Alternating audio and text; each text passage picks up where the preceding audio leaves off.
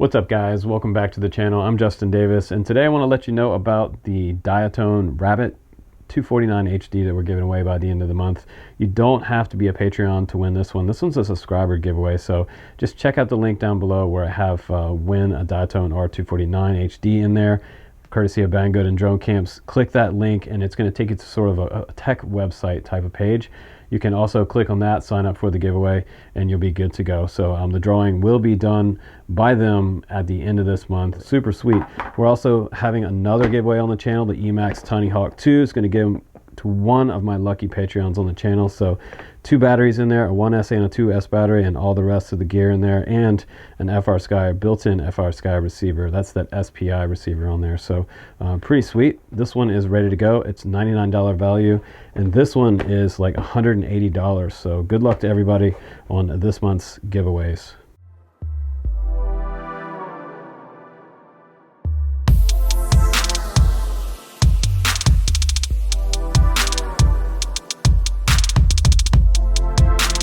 What's up guys, welcome to my review of the HGLRC Wind 5. It is kind of a new hybrid race drone. It is running on 4 and 6S versions. I have the 6S version here for you guys to test today, so I'm super excited about that. It has also all forward gear on here. This is their new line from HGLRC. They have a forward VTX on here running up to 400 milliwatt. We've got 6S rated forward motors. Those are the 2306 1600 kV, so don't get those confused with the 4S version that has a higher kV. You'll end up smoking your motors if you get the lower version and you try to run 6S. They also have a pretty short pagoda antenna on the very back right here, a little bit of stubby. It's called the hammer, and we have sort of a different looking design. It is a shorter arm in the front and a longer arm in the back. So what that's apparently supposed to do, the designers from HGLRC were hoping that would make you go a little faster, kind of like a drag race type of setup. I've also heard some people say that it looks like a reverse dead cat. You should see some props in the camera view. We're going to check that out. The camera also is the Ratel, the Caddx Ratel, and that's a huge crowd favorite. You're going to see when we go out of the van today that this is probably one of my favorite cameras out there. It's not the most durable camera in the world, but it is very, very nice. The colors look amazing. We also have 60 amp DynoShot ESCs on here running BL-Heli 32. So very, very powerful ESCs. It should handle 6S all day. We're going to try out a 6S 1050, and we're also going to do a 10S 1300, as well as some RDQ 4S 1300 packs. And my new R lines from Tattoo. I want to say thanks to Miguel for sending those over to me. Those are the 1550s we're going to test out. A little bit bigger than my normal 1300 that I normally run. That's what I'm going to suggest you guys run on this version if you are going to run it on 4S. But if you get the 6S version and you're going to do racing with this, there's no reason really to run it on 4S, because with the lower kV, it's just going to give you a little less power when you're coming out of those turns. You're going to feel it kind of slagging off, kind of lagging off in the turns. So run this on 6S and you're going to win some races. So let's go ahead and do a little bit of line of sight with it. After that, we'll do some FPV, and I'll show you what this quad's all about on 4 and 6S. Here we go. All right, X marks the spot, guys. Let's go ahead and test line of sight. Let's see how it flies.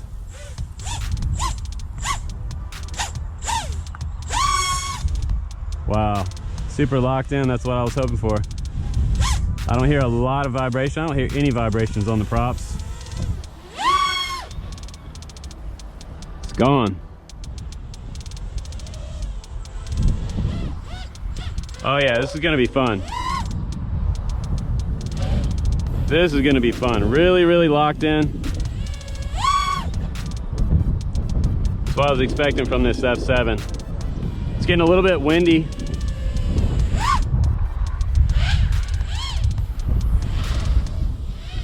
See some rainbows.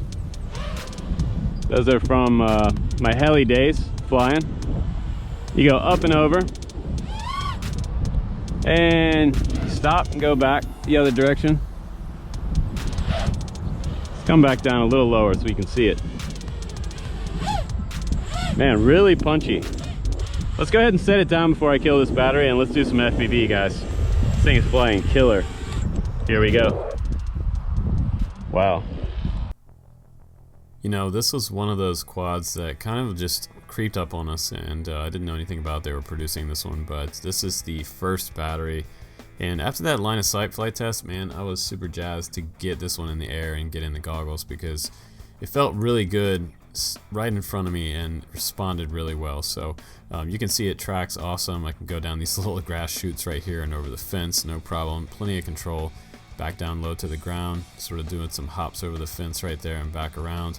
It changes direction really, really fast. So if you're a racer and you need to have a nice tight yaw snap around gates to punch out and go back the other direction, if you really get back on the throttle after a yaw snap, this thing will really, really move out on the 2306 motors, especially if you're rocking some 6S. And right here I have tons of hang time, plenty of control on 6S to be able to do just about anything I want to do. So there's the first battery. Now I'm pretty stoked about that first battery. Very, very happy with this quad, and I can't wait to get my next one on there. Flight time about over 5 minutes.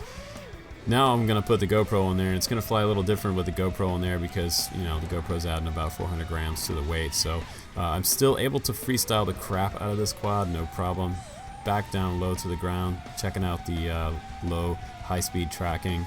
Seems to do really good, coming up for a nice big loop, and back around. But I love the way this quad is feeling. It feels great on the sticks. It's really locked in. If I was a racer, this would be something I'd put on the track, absolutely. It feels predictable. Yaw snap's nice. Gets back on the acceleration, that's what I'm looking for. Plenty of control low to the ground, another snap. Really, really nice, straight and solid lines. That's what we're looking for with the race quad, because a lot of times you guys are flying, you know, 2 to 3 feet off the ground. But plenty of power way up in the air as well. So this quad pretty much does everything for me. Now we had a 6S Jet show up at the field, and this is kind of a surprise for you guys. So I got to chase a 6S Jet, and this was when I was finally done with my 6S batteries. I was pretty sad because this Jet was just really hauling ass on 6S, and I had a hard time keeping up with this Jet, honestly, on a 4S battery. But coming around, making that right-hand turn back toward the field right here, I was able to get on the throttle and really start to gain on him. But I have a feeling he was slowing down right here, just to kind of buzz the tower as he's coming by himself. He's standing over there on the left. Nice big sweeping turn around the field. This Jet was super fast. This is a Horizon Hobby F16 I was chasing. These guys are super nice. I've flown with these guys a bunch out here. They are brothers, and both of them are new pilots, but very, very good pilots. And he's coming in for a landing there. Not often that you get to chase a 6S Jet. Not often at all. Super jazzed with the Wind 5, so let's go ahead and let's take this quad back to the studio on the bench, and let's check it out a little closer up. Alright guys, welcome back from the flight test. What did you think about that? The FPV view looks really, really good. I love that they chose a Ratel camera to put on this. I also love that this is the 6S version. They made 2 versions of the Wind 5, which I think is awesome. Some of you guys are not racing. Maybe you just want to start out with something simple and run 4S if you're a beginner. If you're more experienced and you're using it for high-speed racing and you want to win races, I would get the 6S 1600 kV edition Wind 5. Absolutely, hands down. It makes a huge difference, and I feel like I'm getting a little longer flight times on the 6S battery. Up around the 5-minute flight time with the Wind 5, which is kind of crazy. I also like that it seems like that, you know, this is a great price, $250 for this particular quad versus the Batman 220, for example. The Batman 220 right now is $299 with a receiver, with an XM Plus receiver. This one is $249 with an XM Plus receiver, and it's ready to go out of the box for 6S. So they kind of like outdid themselves with this design. You can save yourself $50. You can have something a little more durable, because I'm going to show you about the durability setup that they have on here. This thing is built like a tank. It has extra thick arms on here. Yeah, the Batman 220 is at $299 right now, and this one's $250. So, you know, the choice is obvious which one to buy. I would absolutely put my money down toward the Wind 5 over the Batman 220 at this point. So here it is out of the box, and I gotta say, this is probably one of the best quads that HGLRC has ever made, and it has top shelf stuff on it from top to bottom. It has a really thick, durable frame with replaceable arms on the bottom. You can add individual arms. They are longer in the back than the front. They're shorter in the front, and it sort of gives us a drag racing type of profile. Primarily built as a racer, I would say, more than a freestyle quad, but I tested it as a freestyle quad on 6S, and you can just do anything you want with this quad. You can do the smallest, tightest power loops with it. You can do big air stuff, and low to the ground tracking was really good. So I'm really happy that they chose the Ratel camera on here. The Cadex Ratel is currently my favorite camera of any camera on the planet right now. You can see that sticking out in the front right there. And what's really awesome about this quad is the fact that that camera is completely protected top to bottom. They even have a piece on the very bottom protecting it from any crashes on the ground right there, and from side to side. Look at this profile from the side. It does not stick out at all. It is recessed. You can see there's a recessed curve right there, and it gives maybe another millimeter in front of the lens. So way better protection already than the Batman 220. And we do have 6 millimeters on the arms, front and back, and this is 3K carbon fiber, and it does have, it looks like it is not on a 45. The carbon doesn't seem to be cut on a 45. Let's just look at that a little bit closer. You can see that it goes straight across there. That's probably the only one weakness of this quad. Even though you have a 6 millimeter arm on here, I did see that other reviewers cracked arms, and they had some pretty bad crashes. So not having a 45-degree angle on this carbon fiber right here, it's going to break a shear straight across like this. So normally manufacturers will tilt the carbon on a 45-degree angle so that we have more strength and rigidity in the arms so they break less. Now, one of the things I do like is that they do have recessed hardware on here, top and bottom. So you're not going to get any screws rubbing on your battery on the very bottom. They already have this little sort of piece of 3M sticky tape here for your battery to stick down to. You've got plenty of clearance underneath the stack right here. Looks like I got one loose bolt right there coming back from the flight. And I'm hoping that, yeah, we can get a driver in there because of the way they have it cut. They have it cut in from the sides right here so you can access the stack. That's really important for a lot of people. To be able to remove something quickly is very nice. Also, I have to say that the soldering job that they've done on this, the craftsmanship is really high on this quad. Everything looks nice and shiny here, and they are soldered from the bottom up, which is nice. So you don't have things sticking out on the sides. Very neat stack. On the very bottom right there, we have a 60 amp dyno shot running 32-bit BL Heli ESC protocol. So super beastie ESC setup. We have the F7 running dual gyros on here. So a dual gyro F7, if you don't know, if it's tuned right from the factory, it will fly like a Maserati, Lamborghini. I mean, this thing is basically like a sports car out in the air. So yeah, this is an awesome flight controller.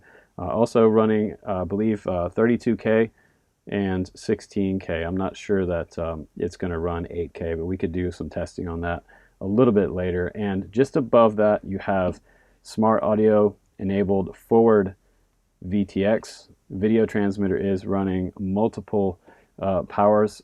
You can run 25, 100, 200, and 400. So I had it running on 400 today, and I think it performed pretty well with the little hammer they have on the back right here. This is the hammer Pagoda shorty antenna.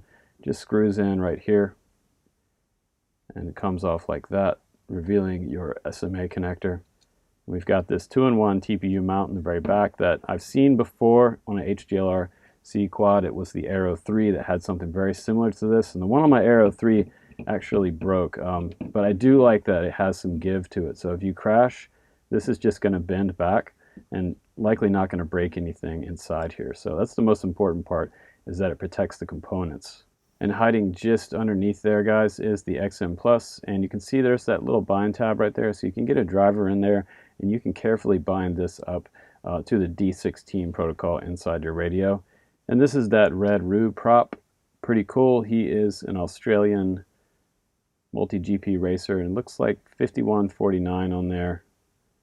And I had my doubts about these props. You can see the profile there. It's a little bit wide, and it is a very aggressive pitch prop. So I've been running a little bit less pitch these days, and I've been getting just a little bit longer flight time. But what was nice about these props is that they do have a nice taper on the end.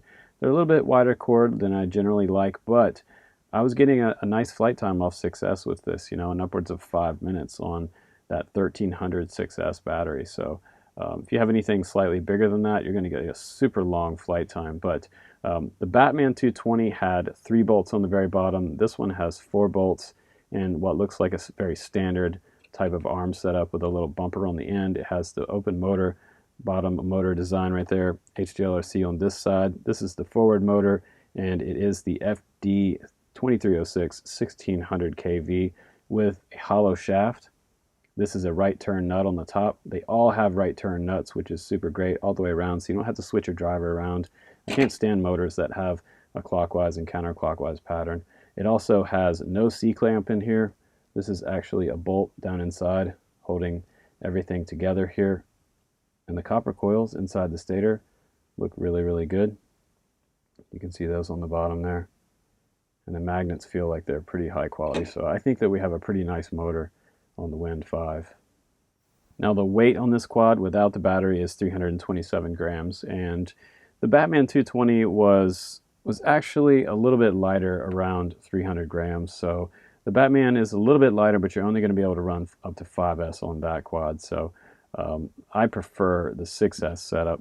Absolutely, hands down, the 6S for me. If you're a more experienced pilot, you want the 6S version. And the Batman was a 220 millimeter wheelbase from motor to motor, and this one happens to be a 233 millimeter from a motor to motor diagonally.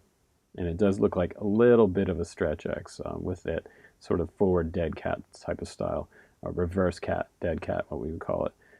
So I think what you're looking at, guys, here is something for the $250 price point. There is probably not a better quad out there on the planet right now that is $250 that you can run 6S out of the box with this kind of quality. This is approaching the high standards and quality of something like GEP RC quad.